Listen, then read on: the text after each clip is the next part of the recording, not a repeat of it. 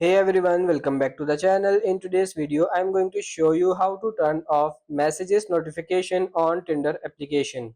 It's really simple and easy. For this, first of all, just open up the Tinder application in your mobile. Now tap on your profile picture in the bottom right corner and you can see this gear icon. Tap on it in the top right corner. Now in settings, you can scroll down until you find this notification section here. Here it is, notification section. Just simply tap on it. Just simply tap on this push notifications, and here you have messages, and now you can click on it, this message, and toggle this off.